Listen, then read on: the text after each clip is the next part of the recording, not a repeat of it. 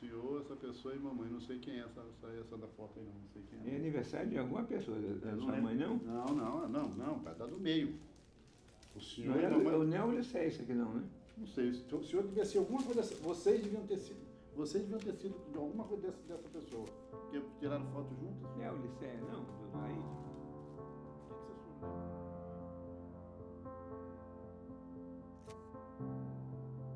Eu me casei, né? Em 1960 e uma característica da minha família é que eu já era cristão e isso eu já eu planejei, eu tive esse desejo de ter 4 filhos, 2 casais. E tive 2 casais em 4 filhos, lógico. E, e todos eles, a primeira palavra que eles ouviram ao nascer na sala de parto foi a palavra aleluia. Todos os 4. Essa palavra, primeiro que a palavra que entrou na vida deles ao nascer foi a palavra aleluia. E a minha filha, né, mais velha, quando ela fez 50 anos de idade, eu mandei para ela uma gravação, né, aleluia, 50 anos. E mandei para ela. Ela recebeu aquilo, ela sabia que a primeira palavra que ela falava era aleluia, né? Então ela é até um troféu. Quer dizer, ela, ao nascer, fala aleluia, e agora ela fala aleluia, glorifica o Senhor, e nos 50 anos ela recebeu o troféu aleluia. Quer dizer, isso ela sempre repete, né? Que essa infância espiritual ajudou muito. E a palavra aleluia acompanha, louvado seja o Senhor, gratidão ao Senhor. Então todos os 4 marcaram essa palavra.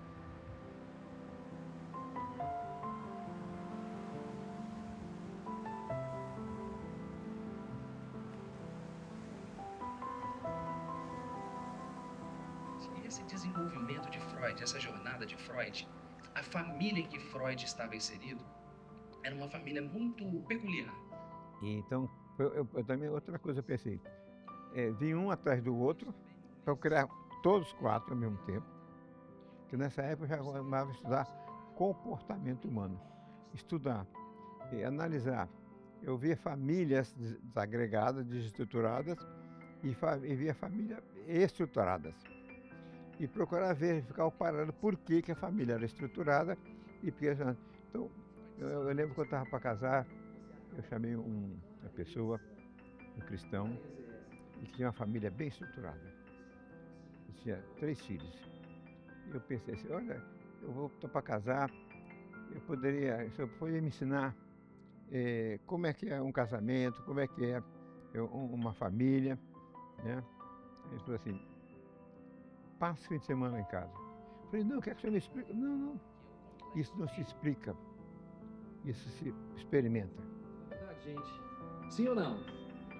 Mas Freud também recebeu influência de um tataravô, mas não sabia por que elas têm esse problema. É um relato da minha, recalcado naquelas camadas do inconsciente que ele falou, tem uma frase.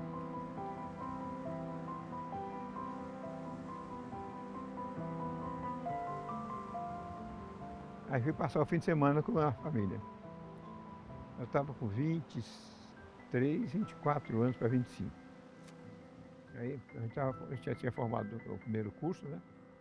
Aí, o fim de semana que eu passei lá, o homem brincava com os meninos de manhã cedo, fazia cavalinho no papai, brincava, a mãe. Mas na hora que o pai falou assim, agora vão brincar, é hora de tomar banho. Todos pararam de brincar na hora. Ele não gritava, não falava nada. Agora vamos fazer. E outra coisa, cada um pegava os seus brinquedos e guardava, sem ele mandar.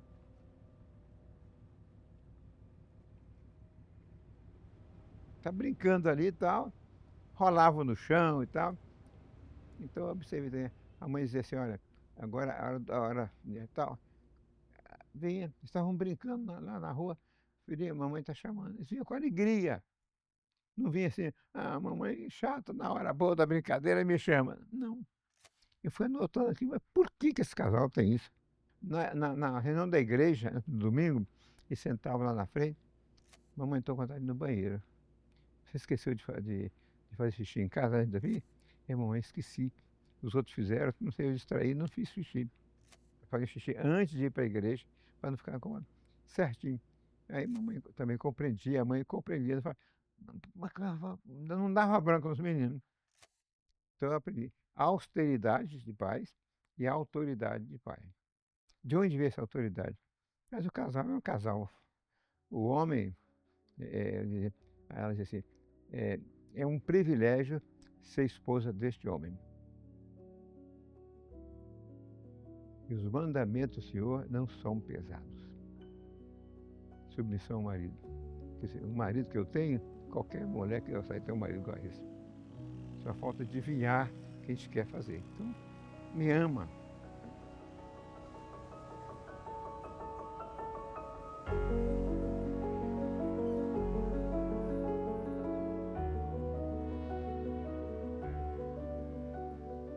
Tem duas músicas assim que toda vez que a gente encontra ele quer que eu cante. Tem duas músicas, né?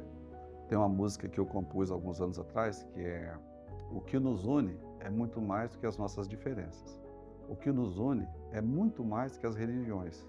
O que nos une é mais profundo do que imaginamos. Está além do conhecimento, do nosso entendimento. É o amor de Jesus demonstrado lá na cruz por mim e por você. Você é meu irmão, faz parte de mim. Nós fomos amados, sarados e curados por este amor.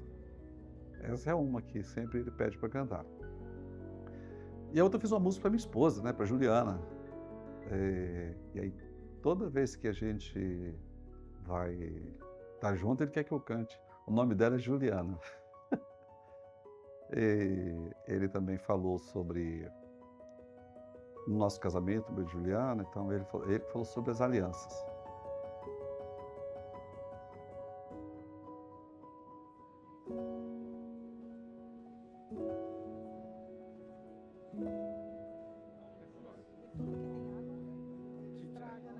Viemos desenvolver depois o lar cristão, como Casa da Sabedoria, os 7 fundamentos.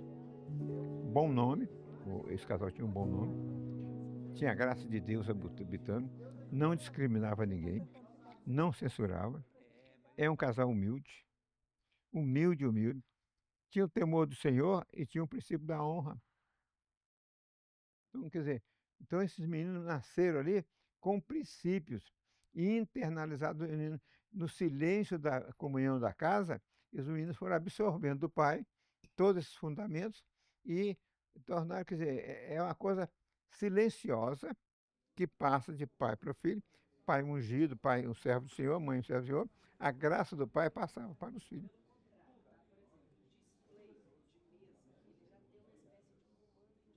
Eles cresceram sem saber, eles nem sabiam o que estava acontecendo.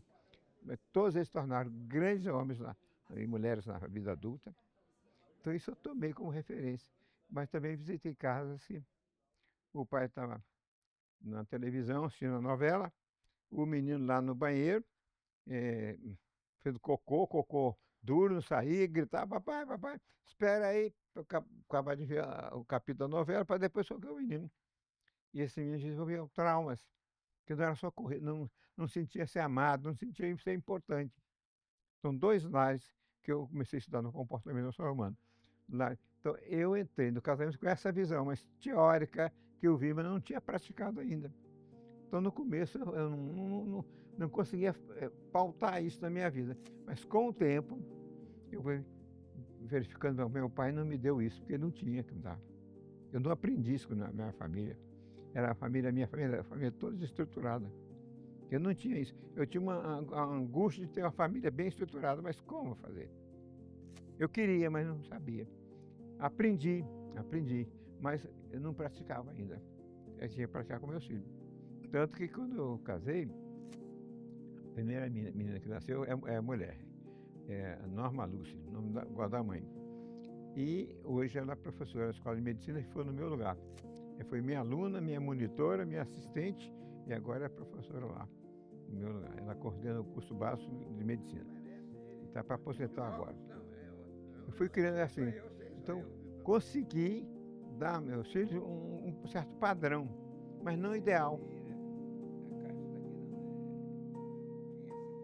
Depois que estavam já grandes, que eu fui então assimilar esse link científico, a ciência, e tem uma verdadeira prática.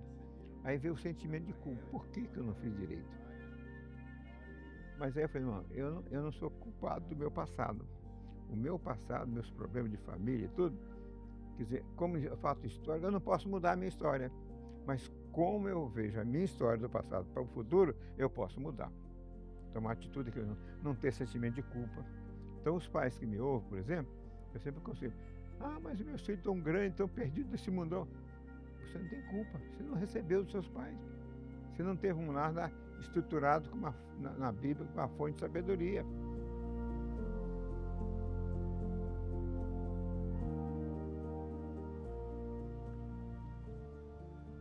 Porque às vezes as pessoas pensam que a gente é super-homem, nós líderes, né? E eu só cheguei até aqui porque Deus colocou pessoas como o Dr. Ulisses para cuidar de mim. Era muita luta naquele momento. Eu estava passando por um processo de divórcio, 2 filhos. E era muita luta. O Dr. Ulisses, dali, ele começou a cuidar de mim como um pai cuida de um filho.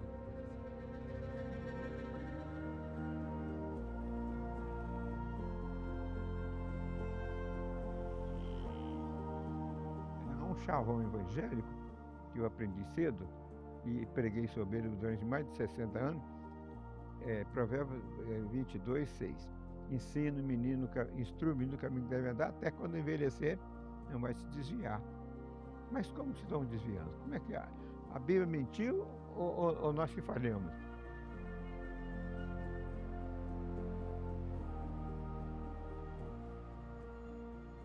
Então, a nossa formação na minha família, isso a gente agradece ao meu pai e minha mãe, a gente sempre foi criado assim. Era obrigatório na minha casa, dos meus pais, culto.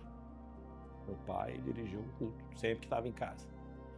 E uma coisa diferencial, não sei se as famílias fazem isso. Quando a gente era pequeno, à noite, para dormir, antes de dormir no domingo à noite, vinha da igreja, porque igreja de manhã e de noite. No domingo era sagrado, que igreja de manhã e de noite. Para dormir no domingo à noite, todo mundo na cama do meu pai. Os 4 filhos, mamãe e papai. Oração, todo mundo orar junto, para manter o núcleo familiar junto na fé. Isso aí é emoção. Acho que é isso que eu e meus irmãos temos. Muita fé. Eu agradeço isso a meu pai e minha mãe. Isso é obrigatório.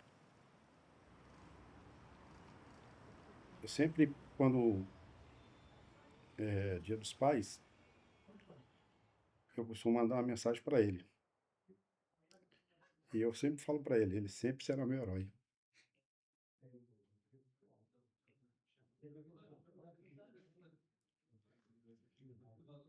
É difícil falar dele.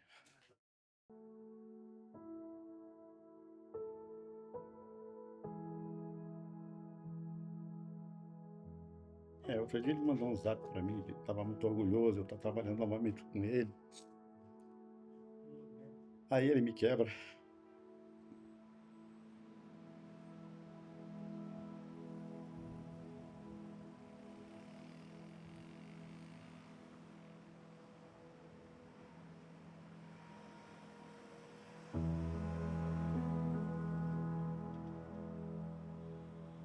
Algumas vezes eu tenho com o meu mais novinho, que é o pequeno gosta, né? Os mais velhos já estão meio assim, né? Porque assim, meus filhos são são de famílias separadas, diferentes, então foi meio difícil conjugar tudo isso, né? Mas o mais novo sempre a gente, acho que devido à minha atual esposa ser um pouco mais assim, a gente sempre às vezes junta ele na cama e, vamos lá ler a Bíblia. Apesar de eu fui criado na igreja batista, ela é na igreja católica, mas ela tem uma vertente muito nessa área meio religiosa. Então a gente lê a Bíblia com ele, né, e ele gosta das histórias, entender de Jesus, ele já tem noção quem é Deus, quem é Jesus. Até os 10 anos, Ele já entende muito isso. Isso é importante para a vida dele. Os outros dois também já são mais velhos, mas eles têm essa noção de quem é Deus, quem é Jesus, que isso serve na vida deles. Eu acho que isso aí, todo pai tem que implantar isso no coração do seu filho. Eu e meus irmãos, aí isso foi assim, lógico, meu pai foi muito mais intenso nisso, né? Então isso foi mais na gente. A gente foi um pouco mais falho em transmitir isso aos filhos, mas um pouco, sim, com certeza, nossos filhos têm que ter a fé.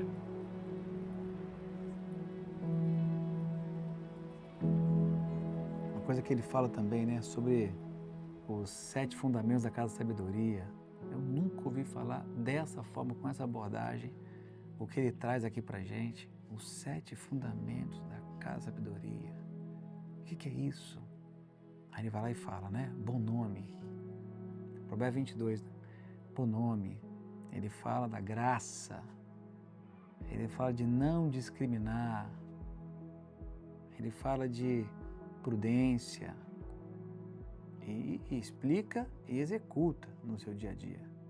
Ele fala de humildade, temor do Senhor e honra, o princípio da honra.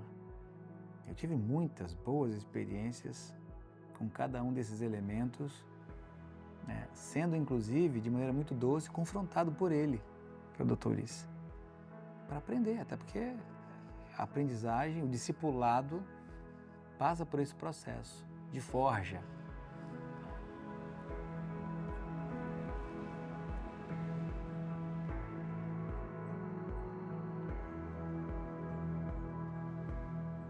Eu pregava muito sobre o provérbio 22, 6, instrui o menino. Mas do verso 1 a 5, tem os 7 fundamentos da Casa da Sabedoria. Então eu pregava, ia muitos pregando, mais de 6 décadas, pregando sobre esse versículo. Mas quantos diziam? Mas não, mas aqueles que praticam o provérbio de 1 a 5, com esses 7 fundamentos, onde o homem e a mulher têm bom nome na praça, a graça de Deus atuando neles, não discriminando, não censurando, tendo temor do Senhor, tendo a humildade, né? Eu coloco sempre a humildade como quinto, temor do Senhor como sexto, e o princípio da honra, o sétimo.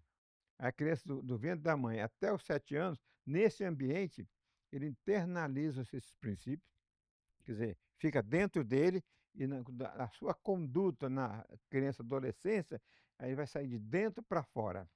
Ele vai ter uma percepção moral entre o bem e o mal. Ele vai ter uma sensibilidade espiritual que aprendeu do pai, entre o certo e o errado. Então, eu tenho o privilégio de poder hoje ter uma esposa, filhos, que estão sendo positivamente impactados por todo o reflexo do trabalho de anos de um homem como o Dr. Ulisses, que tem me ajudado, e por que eu, né? Fico perguntando por que eu. Mas a gente entende que há um projeto, há uma responsabilidade, há um propósito, há uma missão. Eu faço parte dessa engrenagem e eu vou continuar levando isso adiante. É uma transmissão de algo muito valioso, de uma herança. E daqui a pouco outros farão a mesma coisa, culminando nessa formação de um exército fortalecido, de um exército bem ajustado. Das escolas psicanalíticas, a sua história, a sua evolução, até os tempos.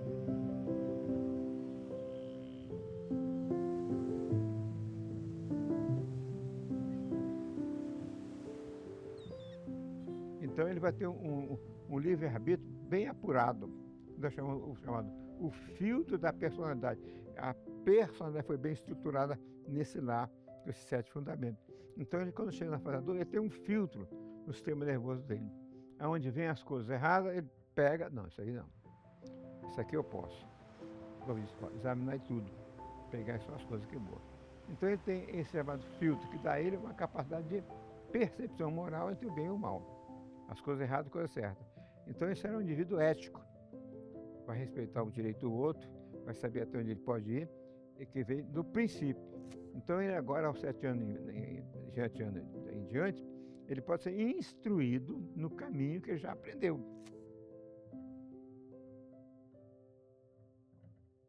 Eu e meus irmãos somos engraçados. A gente não se fala muito. Fala no dia a dia, mas não é aquele irmão que um tá na casa do outro. Nós não somos assim. Mas a gente, um quando olha pro outro, é fé. Meu pai plantou no nosso coração. Isso aí não. Eu sinto. Nunca vai deixar de sair. Muito. E isso é uma herança que o pai tem que dar. Fé. Meus filhos entendem, eu sou um pouco parecido com meu pai. Para algumas coisas, meu pai é calado.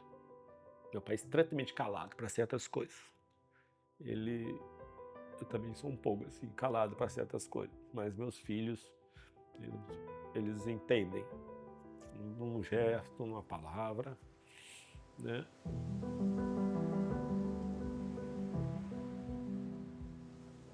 A instrução vem de fora para dentro. O princípio vem de dentro para fora, que norteia a vida dele. Então, quando ele recebe as normas, não pode ultrapassar o sinal vermelho. Aprende. Eu tenho que respeitar os mais velhos, assim.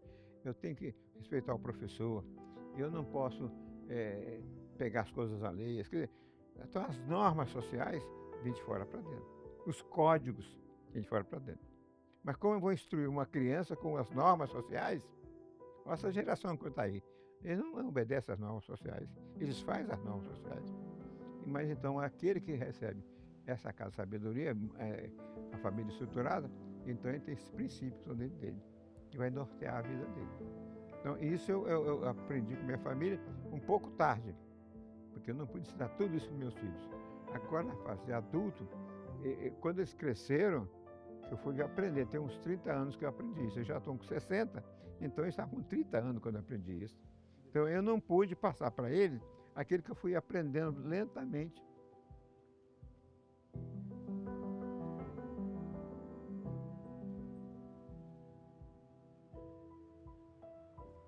O outro aspecto é que o Dr. Ulisses, ele já era um homem bem sucedido na qualidade de médico, psiquiatra, e muito sério.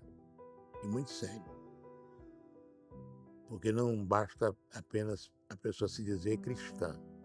Dr. Ulisses é um cristão que vive o cristianismo. Um homem que está sempre de coração aberto e de mãos estendidas para ajudar outras pessoas.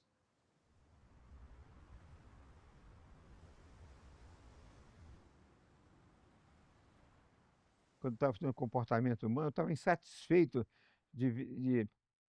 Eu estudava sobre física quântica e neurociência, eu estudava muito sobre neurociência, e ensinava, por exemplo, psiquiatria, psicofarmacologia, muita coisa das doenças. Então, quando eu fui para a Itália, levar a minha esposa, a Edna, e passar lá um dia, a da assistência familiar, que moravam lá, eu me recolhi lá numa base da Jocum, onde fomos hospedados, que era numa meia montanha, assim, meio de... E aí eu fiquei ali, dos 22 dias, minha mulher foi lá, passeava e tal, e eu passei 2 dias, mas 20 dias eu me recolhi.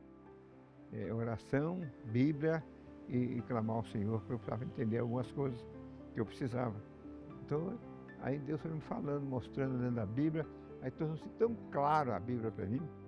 Aí eu vi que no primeiro capítulo de Provérbios, fala que aquele que lê a palavra de Deus, ele vai ficar mais sábio. Ele vai discernir entre justiça e injustiça, entre o bem e o mal, o sábio e o tolo. E que ao jovem ele daria um bom siso.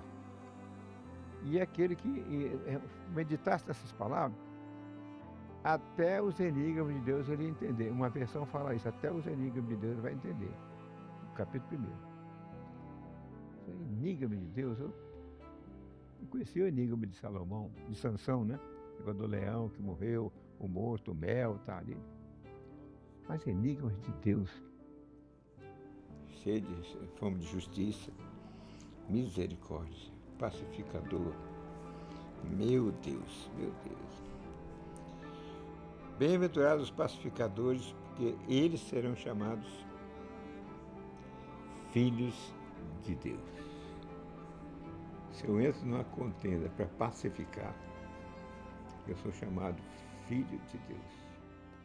E Dr. Ulisses se dedicou à psicanálise por uma questão de vocação, porque ele, como psiquiatra, ele já fazia um trabalho altamente relevante.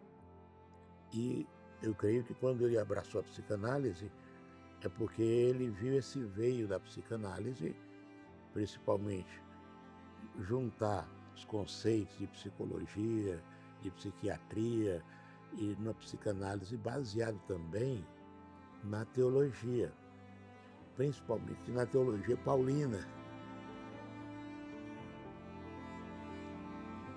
De repente eu pego lá em Lucas 8:10, o discípulo de Jesus. Ele falou assim: aos outros eu falo por parábolas, para que ouvindo não entenda, e vendo não enxergam, mas vocês é dar a conhecer os mistérios do reino de Deus.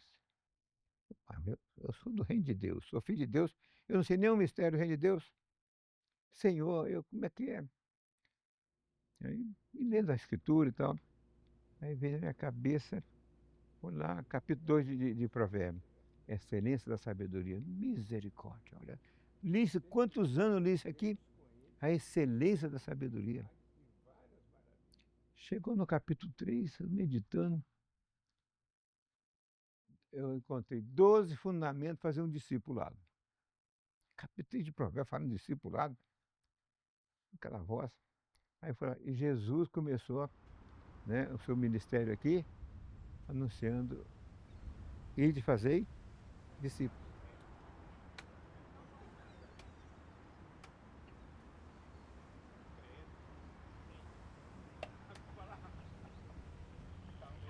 Como foi uma coisa que, iniciada por ele veio construindo aos poucos, correto? Mas essa construção é uma construção em que houve necessidade de uma dedicação muito grande da parte dele. E não é fácil encontrar pessoas para ajudar nisso. E ele veio construindo. Ele não pegou uma equipe feita. Ele formou uma equipe. E isso demora tempo. E sempre tem os ajustes necessários, não é?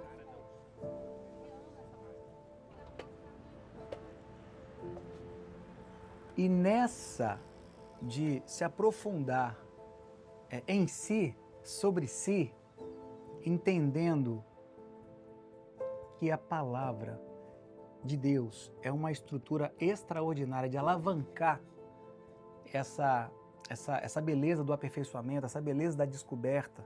Não é nem uma autodescoberta, é a descoberta do alto. Porque quanto mais você bebe dessa fonte, que é a palavra de Deus, que é uma fonte de sabedoria, o que está escrito lá em Colossenses 2:3? Em Cristo Jesus estão escondidos todos os tesouros da sabedoria e da ciência. Então aí vem ciência segundo o olhar de Deus, ciência segundo a misericórdia de Deus, ciência segundo a paciência de Deus. Aí imagina, 38 anos, treinando, evoluindo, e agora formando novos discípulos.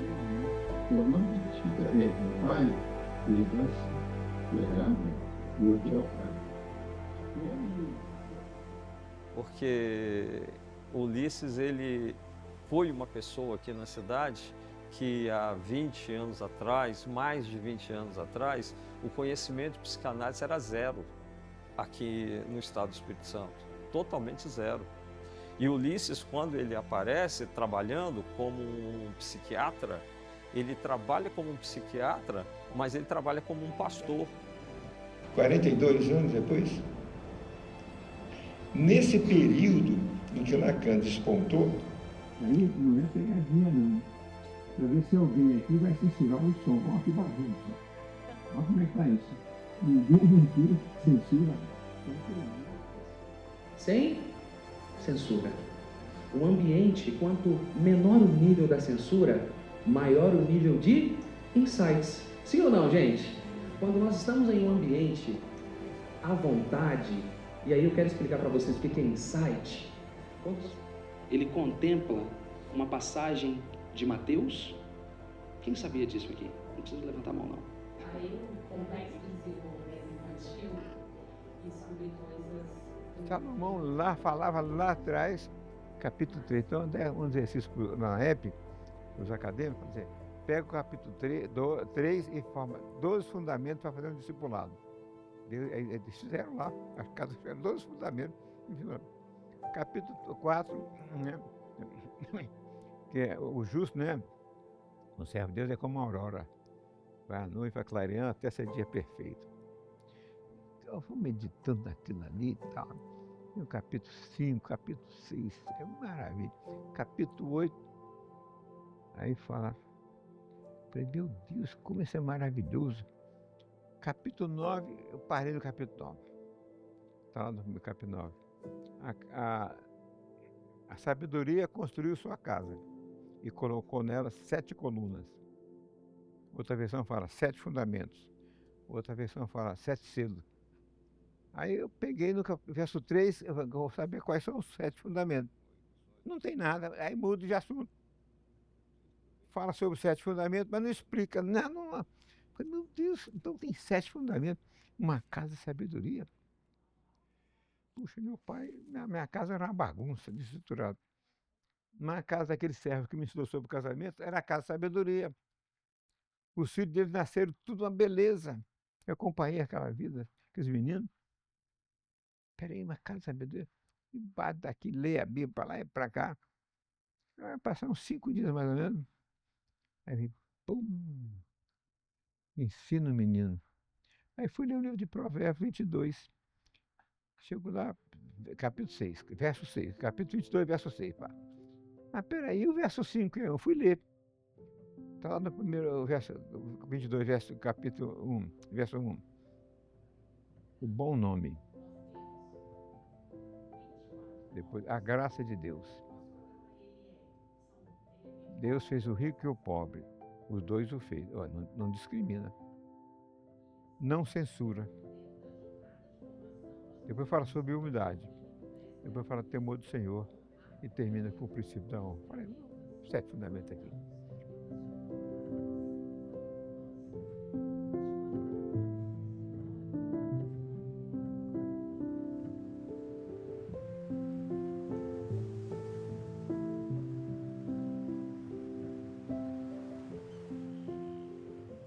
Capítulo 9 fala que a casa de sabedoria construiu a sua casa com 7 fundamentos.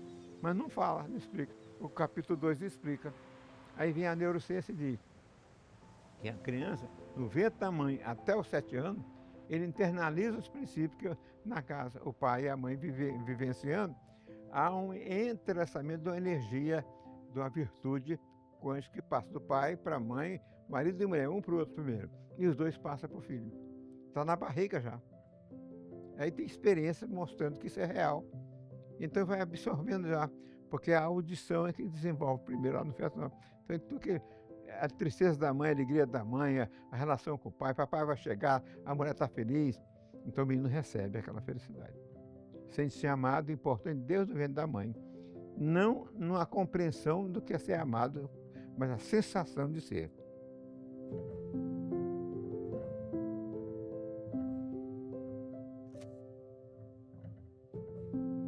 Então, esse marido e mulher, 2 na sua carne, o marido chegando em casa, falando com ele no ventre da mãe.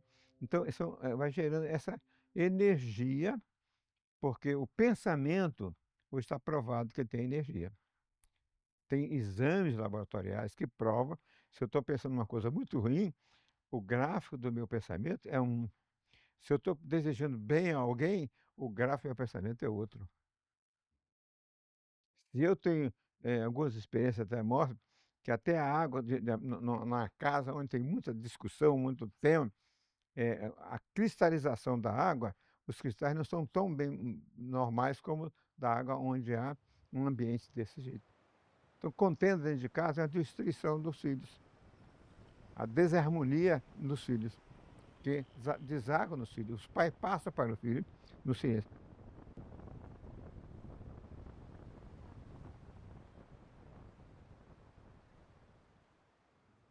Veja só, eu era da Polícia Federal. E 15 anos antes de me aposentar, eu e alguns colegas já fazia assim não via que só a prisão dos garotos resolveu o problema das drogas. Precisava levantar um grupo para fazer palestras sobre drogas. E começamos a fazer. E nisso surgiu o Dr. Ulisses, no grupo, né? Como várias outras pessoas também se aproximaram. E então nós achamos a necessidade de se organizar como instituição. E isso foi em 1988. E tem mais ou menos 37 anos que o Dr. Ulisses está conosco, voluntariamente.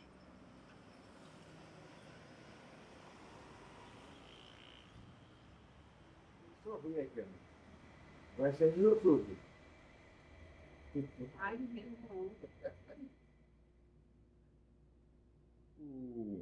A PAD foi fundada em novembro de 1988. E teve um motivo. O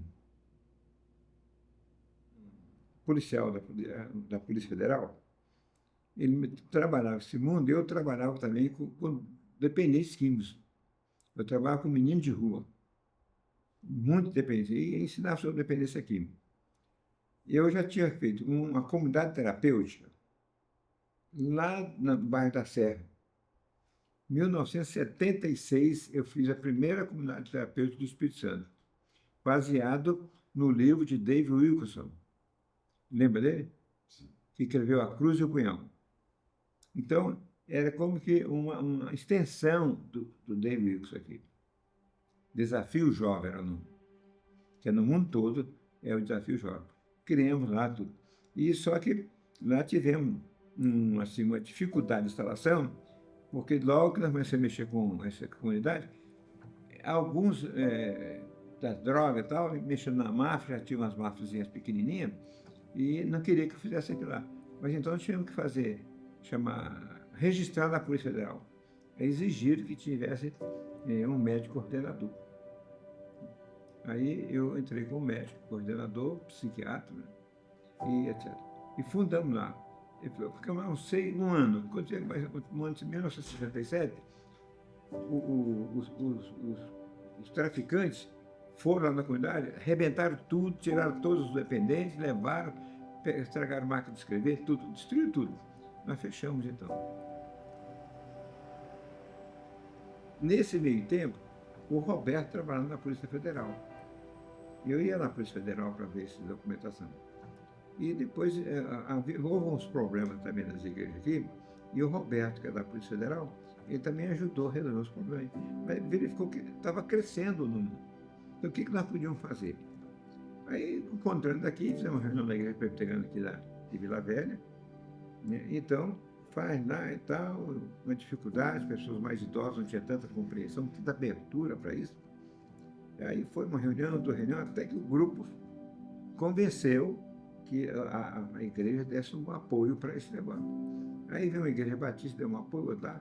Aí criou esse grupinho e criamos a Associação de Prevenção e Assistência de Dependentes Químicos. E criamos, como ele era experiente, tem um estatuto e tal. E depois ele veio se aposentar e tornou-se o primeiro presidente da época. E eu e mais outros companheiros somos todos diretores fundadores. E começamos, rapaz. Aí começamos. Lá na igreja e tal, depois arranjamos uma casinha, alugamos uma casinha, depois passamos para outra, dando igual em cima, aí depois correndo. E foi crescendo, né? Muito atendimento, cresceu muito. E as igrejas davam ofertas para manter. Quem mandava para se tratar, dava uma oferta aqui dali, foi crescendo. E nós tirávamos dinheiro do nosso bolso no começo para manter, porque era muito grande. E aí foi. Quando chegou no ano de 1988, fizemos oficialmente, então, a PAD. Aí daí começou a crescer, que com a boa administração dele, que era experiente de administrar na Polícia Federal, então deu uma estabilização e cresceu lento, mas firme. Não foi aquele não. E no começo nós tínhamos até da terapeuta, foi e tal, e pegava mesmo. E depois o Estado nos deu uma comunidade terapêutica para a gente fazer cuidar de adolescentes e crianças, né, para tratar, que chamava de risco. E ficamos aí e tal, depois foi crescendo. E hoje nós somos uma instituição de utilidade pública estadual, municipal, federal, estadual e federal, registrada na Secretaria Nacional Antidrogas e da Assistência Social também. Então cresceu muito assim, muito bem organizado, estruturado, com muita seriedade, muito cuidado, foi crescendo. E hoje nós servimos até a justiça, né? As pessoas que estão envolvidas em processos criminais lá e tal, e como aquelas moças que vocês viram lá, cozinheiras, e serventes aqui, outro lá, até gente de marketing, vem para cá para fazer a pena, né? Vem aqui, recebe aqui o trabalho e também trabalha aqui para diminuir a pena deles. E, ao mesmo tempo, eles recebem aqui o carinho, são gente, todo dia de manhã tem a leitura bíblica e oração, e eles acabam se envolvendo aqui, e a grande maioria sai daqui já com a nova identidade. Não é mais um ex-presidiário, mas é um filho de Deus, eu sou filho de Deus, com a vida mudada. Então, isso é uma bênção. Isso foi crescendo e hoje a justiça tem um respeito com a pai. Aqui, irmão, ó. Nós somos referência nacional para tratar de medicina. Esse título foi reconhecimento no governo federal. Do governo federal. E aí a vigilância tem que colocar os títulos na parede. Hoje ele é diretor aqui da PAD, na questão de pesquisa e estudo, entendeu? Está aqui quinzenalmente trabalhando, atendendo a população. Ele trabalhava até meia-noite, eu pedi para a recepção, entendeu? Daquele horário tinha que parar, por ele não parava de atender, entendeu? Então o doutor Lício é um sacerdote da medicina. Ele faz da medicina uma ação que não tem explicação. Além de atender, ele dá dinheiro para a pessoa comprar o remédio. Aqui, ó.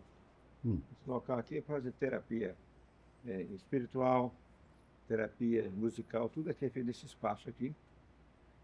Reuniões, né?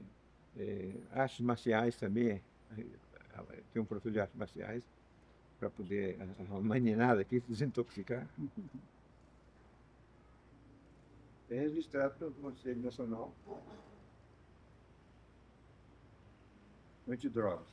Tudo para registrar e recebe verbas, né? Igual falei com a doutora Beth. Aqui vem muito pessoas que estão usando droga por aí que vai para a justiça. Aí os juízes dão como tratamento a justiça terapêutica. Aí manda para cá. Por exemplo, nossos cruzeiros, nós temos ali um restaurante bom, tem uma comida que eu vou comer gostosa. Tem duas cozinheiras ali.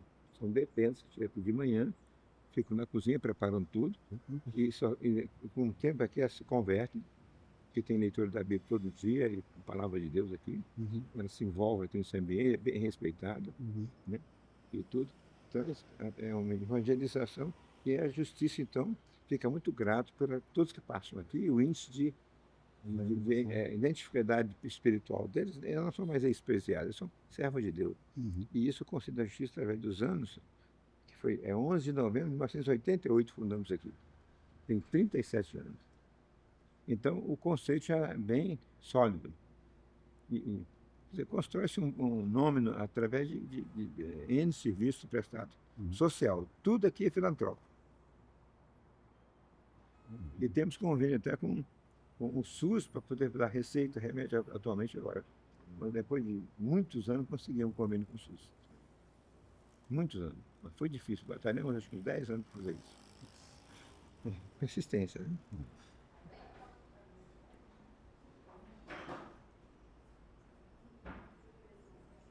É o primeiro presidente, até hoje é presidente. Tem 37 que é presidente. Então, o grupo é um só. Os remanescentes, todos estão aí. Só um ou dois já faleceram, mas o resto é todos filhos. Com a camisa regata do Flamengo, eu estava com a cara, está tudo para baixo, com droga. Rapaz, nosso Flamengo ontem, como é que foi? Perdeu. Não, vai ganhar ainda. Ela era flamenguista, né? Aí chegava um outro, camisa de Botafogo, rapaz, chega lá, nosso Botafogo. Eu era Botafogo também, né? chegava o Fluminense, eu era um dia. Eu atendi o cara ia embora e entrava outro. Um dia vieram dois rapazes, os dois sentaram juntos. E um foi atendido, era flamenguista. Depois o outro era Botafogo. Só que o flamenguista tinha que esperar o colega dele. Aí quando o cara chegou, o Botafogo saiu do consultório, ele chegou lá, cara, o médico é legal, ele é Botafogo. Ué, não, ele é flamenguista. Não, quando chegou na alta consulta, chegou o cara assim, doutor, você é um cara de pau, hein? Nos enganou. Eu cheguei em casa que eu fui entender. Só para ganhar a nossa amizade. Você falou, quer dizer que você não é Flamengo? Não, eu vou botar fogo. Como é que você é? Eu falei, me pegar. Fogo que precisa ser. É isso aí. Eu conheci o Dr. Ulisses através da minha mãe, que foi aluna dele. E um dia maravilhoso aconteceu que a Edna, esposa do Dr. Ulisses, encontrou com minha mãe e minha mãe mencionou para ela o meu interesse de fazer psiquiatria e ela prontamente falou que o Dr. Ulisses tinha muito interesse em receber todos os alunos que tinham interesse nessa área da saúde mental. E desse dia em diante, o Dr. Ulisses ele me convidou para fazer parte dos atendimentos dele, para acompanhar ele, e eu pude conhecer um pouco do legado dele, o que está sendo um privilégio. Eu me surpreendi muito vendo tudo que o Dr. Ulisses ele fez, tanto na medicina, tanto na área ajudando as pessoas, no cristianismo, pregando, e o Dr. Ulisses ele é um servo do Senhor, e isso que mais me inspira nele. É o trabalho dele na medicina, mas não é só a medicina. É a maneira como ele serve a Deus usando a medicina, ele serve a Deus usando todos os talentos dele. E isso me inspira a um dia poder continuar exercendo esse legado, porém agora na minha vida, né? Eu poder também utilizar a medicina para servir ao Senhor, para atender as pessoas com amor, porque ver o Dr. Ulisses fazendo isso tudo hoje, chegando aos 90 anos, é inspirador. Ali, o Roberto lá, meu filho Roberto. Não, o cirurgião. Meu filho cirurgião. Como o tempo passa. A alegria é ver essas pessoas jovens chegando aí com a garra para servir no reino de Deus.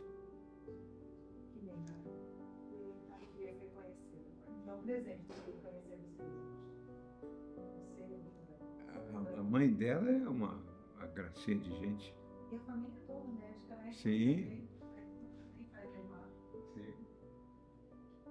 Mas a história deles, né, como crente, é muito bonita. O pai dela, tudo. Ela que carregou o pessoal.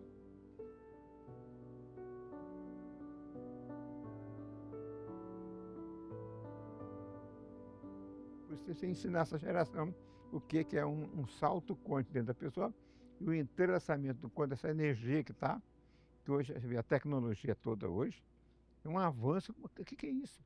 A ciência descobriu? Descobriu. Mas quem criou foi Deus. Está tudo aí. E a Bíblia responde tudo. Então, nós fomos verificando essas coisas, aí, que a Bíblia, um texto, o contexto, vai se encaixando. Mas quando? Quando a pessoa está com fome de justiça. Assim, Mateus capítulo 5, bem-aventurados os humildes de espírito, os mansos, etc. Tal, né? Mas chega lá, os que têm fome, de justiça. O que é fome? Fome é quando você está numa necessidade física tremenda. Mas fome de justiça? Então o que é justiça?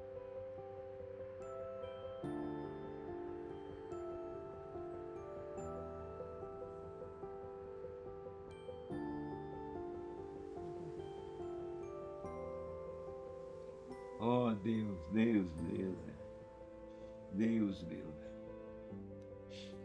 Me dizendo, anunciarei o teu nome a meus irmãos, cantar-te-ei louvores no meio da congregação. Outra vez, porei nele a minha confiança. Outra vez, eis-me aqui a mim e auxílio que Deus me deu. Oh, Jesus Cristo. É a palavra, essa santa e bendita palavra. Então vem a palavra de que é? Então você vai na Bíblia, você vai encontrando resposta. Que a palavra é que vai te dando resposta. Não é o que eu penso, não é a teologia que eu conheço. Eu fui professor de seminário durante 6 anos, teologia do Novo Testamento. Para mim foi uma bênção. Eu aprendi a teologia lá no seminário, ensinando para os outros. Interessante. Eu perguntei assim, por que vocês estão me convidando para dar aula de teologia? Não, porque você tem um conhecimento de teologia. Então, eu fui lá. Aí eu me aprimorei um pouco mais na teologia, mas sempre buscando a revelação da palavra. Então, essa situação me levou realmente a escrever essa coisa e passar para os acadêmicos. Né? E a EP, todos eles falam a mesma linguagem, o mesmo entendimento e formar essa unidade.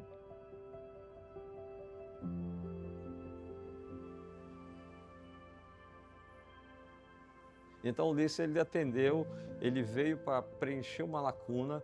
Eu acho que ele é um instrumento de Deus, é um apóstolo de Deus nessa geração, para poder abrir os olhos dos líderes quanto uma realidade que hoje quase todo mundo precisa de um atendimento na área emocional. E se o Ulisses não tivesse ferramentado as igrejas, ferramentado as pessoas para isso, como estaríamos nós hoje? Então ele, para mim, é uma pessoa que Deus colocou ele no tempo certo, na hora certa, no lugar certo, preparando líderes. É uma pessoa-chave.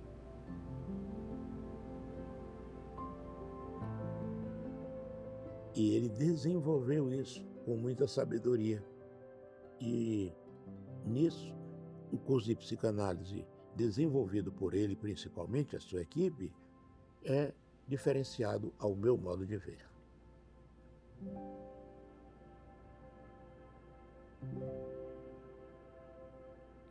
Tem umas frases que meu pai, não sei se conviveram com ele, meu pai tem frases. Ele cita frases. E tem uma que eu sempre anoto. Eu sempre anotei, né? A frase bem assim: nunca ande na minha frente, né? Posso não seguir-te. Nunca ande atrás de mim. Posso não guiar-te. Ande sempre do meu lado.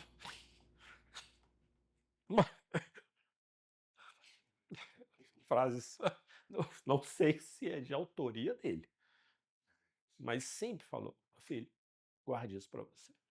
As pessoas têm que estar do seu lado. Tá? Porque acreditar no homem é difícil. Né? Se estiver lá na frente ou lá atrás, você não sabe. Mas se ele estiver do teu lado, a chance de você acertar é mais fácil. Mas nem gente lá na sua frente, nem atrás, você vai dar conta. Né? Se a cara for mais rápido que você não vai pegar nunca. Se a pessoa for muito lerda e você andar e não te pegar. Mas agora, se ele estiver do teu lado, é muito mais fácil. Você dá a mão, você abraça, você convive, você tem tudo. Então, as pessoas têm que andar sempre do teu lado. Ou seu amigo ou seu inimigo. Tem que estar do seu lado. São frases do Dr. Ulisses, né? Ele é uma pessoa muito especial. Coração alegre. Alegre no dia mau, alegre no dia bom, no dia bom, no dia feliz. Né? Ajudando as pessoas, servindo as pessoas. E está escrito no Evangelho, a melhor coisa é servir do que ser servido. Jesus veio para quê? Para ser servido ou para servir? Se Jesus veio para servir, e eu disse, para que ele veio? Está fazendo aqui.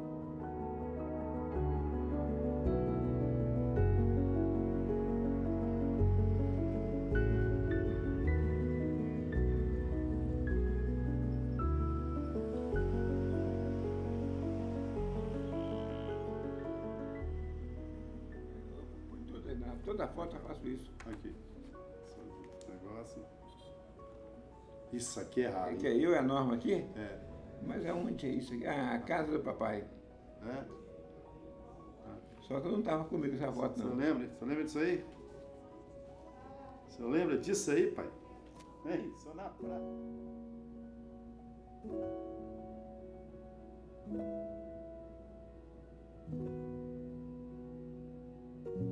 É meu filho mais velho, o Ulisses Júnior. Ele, quando criança, até 18 anos, trabalhava comigo. Eu tinha um laboratório, ficava no laboratório, tinha uma clínica, um laboratório, ele tomava conta do laboratório, ensinei ele a parte de química, ele gostava. E depois foi trabalhar na CST, aqui uma companhia, na área, na área da química. E ele gostou desse ramo, foi bem, aposentado hoje em dia. Hoje é meu companheiro que me ajuda, né? Mas agora, então, que ele voltou, tem uns 3 meses que ele aposentou e veio ficar comigo. Então, agora nós estamos formando uma parceria e as profecias estão se cumprindo na vida dele. Quer dizer, queria ser, um tempo ele seria, o meu ajudador estaria comigo. E isso ele estava com mais ou menos 8, 10 anos de idade. Ele seria essa profecia. Ele seria, então, não disse quando. Eu esperei essa profecia tantos anos, agora que ele aposentou, papai, eu quero trabalhar com o senhor. Eu preciso trabalhar com o senhor. Então, ele manda nos e-mails dele, pai, né? Eu li, tá? Você vê que meus filhos todos me tomam bênção, onde tiver. Então, esse projeto de família, eu fui agraciado de Deus, mesmo com os atropelos, problemas familiares, que a gente tivemos muitos problemas, que hoje, se eu tivesse, eu não faria, mas aprendi e ensino para os outros. O primeiro é a Norma Luz, que é o nome da mãe. O segundo é Ulisses Júnior. O terceiro é a André, que é uma secretária lá em Belo Horizonte, aposentada ele. E o último caçula é Roberto, que é um cirurgião. Foi meu aluno, meu monitor, meu assistente de escola de medicina, e agora ele fica na cirurgia.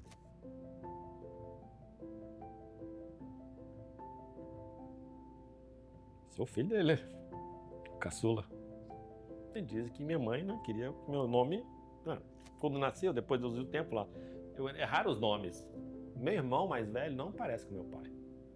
Eu lembro o pai da minha mãe, meu irmão Ulisses, que tem o nome do meu pai. Ele lembra meu avô, pai da minha mãe. Não tem nada a ver com a cara do meu pai.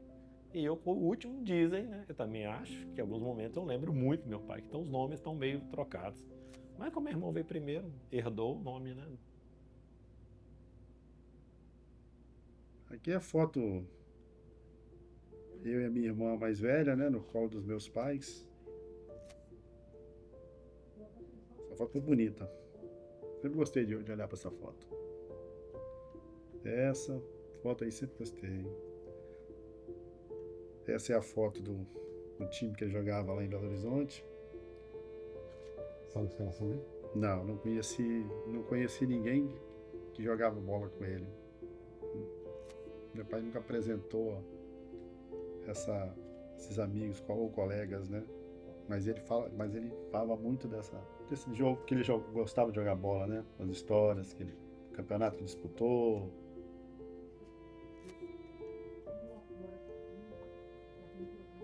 Essa foto aqui é do neto, meu sobrinho, né? Neto dele, que é casado com a Flávia, uma médica também. E em vários momentos que papai sai de casa, né? Pra conviver um pouco com a sua família, né? Qual a foto mais rara que você tem aí? Os momentos mais raros. Dele? De vocês, Lucas. A gente com ele? Não vai ser difícil encontrar, viu? Pai não era muito de foto, não.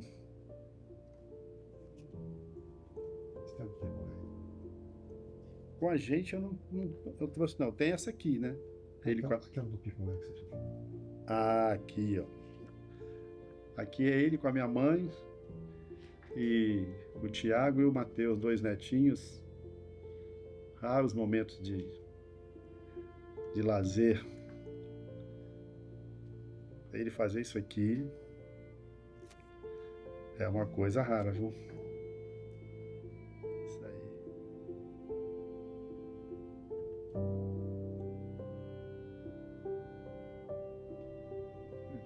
Você lembra quando você era novo?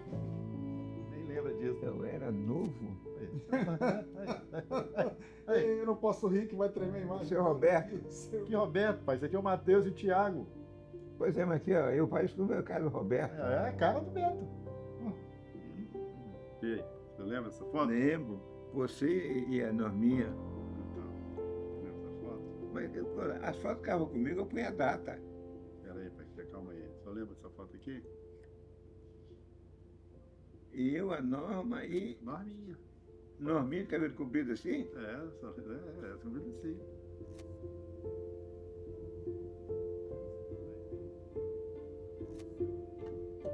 Mas é a cara do Beto, eu pareço o Beto aqui. Mas que Beto, pai? É que parece ele. Mas não é o De Beto. óculos, não, sou eu, sou eu. Então, olha, sou eu te imitou, não. Senira, a Cátia tá aqui não, Quem é essa aqui?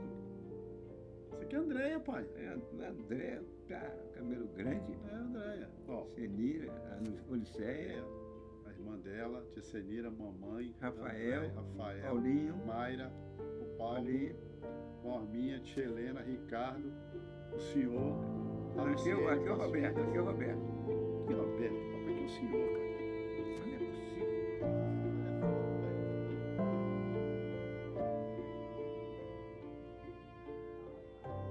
A Kombi aqui, ó. Olha os 4 aqui, ó.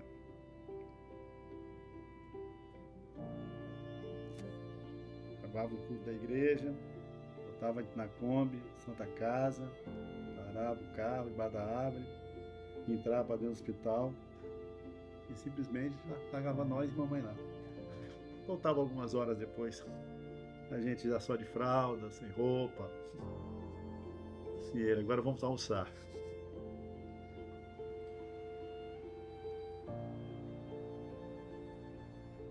Onde é que a gente parou aí? Eu viajava para Pancas.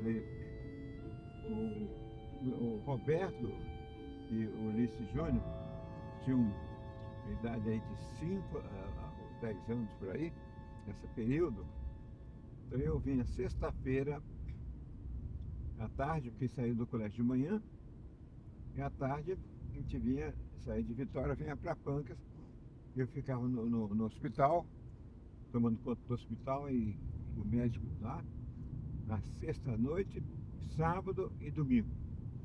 E os meninos, né, o Roberto e o Ulisses Júnior, ficavam na fazenda do meu pai, porque eles gostavam de caçar, né? Naquela época, passarinho. E, de vez em quando, eles parece que aprendendo tiro ao alvo, tentavam acertar as vacas, né? Os bois, que eram muito grandes. Mas uma vez eles davam uns tirinhos lá e acertou num homem, no capataz da fazenda. E o chumbo entrou no braço da pessoa. E eles correram lá para casa.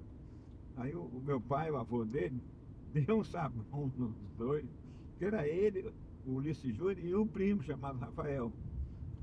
Eu gostava de ficar na fazenda por causa disso. É muito divertido. Mas não só isso, também parece que um pescou o pé do outro. Como é que foi? O Roberto pescou seu pé com o anzol ou você com o Roberto? Eu pisei no anzol.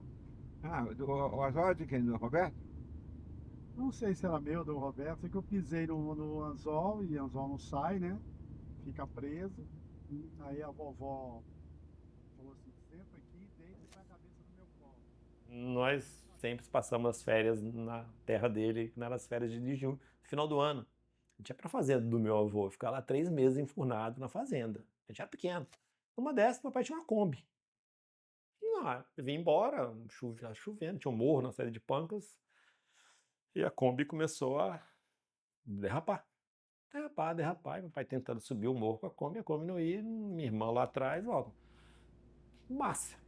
Do nada, a Kombi pega fogo. Desce todo mundo da Kombi, o homem pegou fogo. Aí meu pai lá tentando pagar com barra, não sou seu Ulisses. Mas até que as pessoas vieram rápido, né? Viram o que estava acontecendo, mas aquele dia ali deu seu carro no meio da lama, já era pequenininho, pé dentro da lama, chovendo pra caramba, mas com fogo, né? Um troço esquisito, seu carro pegando fogo, né?